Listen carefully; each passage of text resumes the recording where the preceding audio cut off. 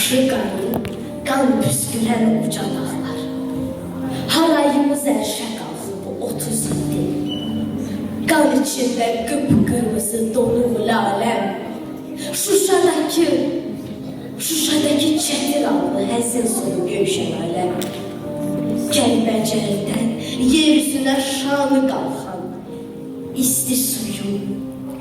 Laçın elim, Ağdam obam, Cəbrayılım, qanlı yurdum Qarabağım, gözün aydın. Sən axır ki öz arzunla, öz oğlunla, öz qızınla Elomanla nəfəs aldın. Sən 30 il, 300 il tək tez qocaldın. Sən düşmənə məcbur qaldın. İgidlərin aldı səni. Gözün aydın Azərbaycan, gözün aydın doğma diyar, ürəyində ciyərində tonqal salmış.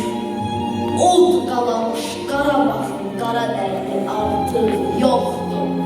Gözün aydın saçları ağ, ovcu qabar, qəlbi qulan qocalan.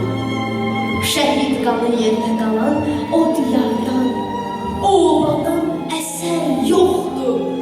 Gözün aydın Azərbaycan, gözün aydın doğma diyar, cənnət məkan. Nəhayət ki bütün bir xalq dəmir bilən olubsan sən.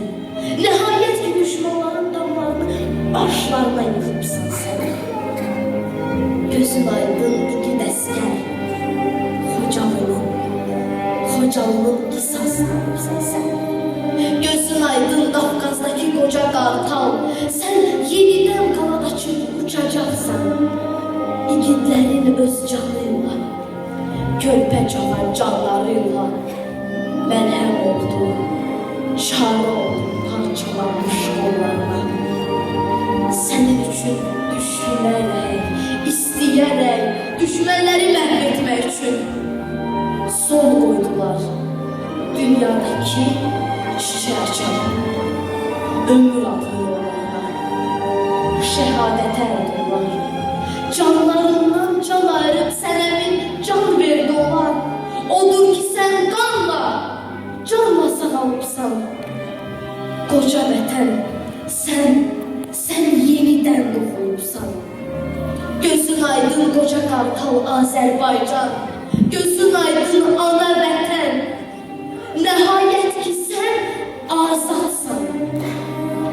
Nəhayət ki sən azadsan.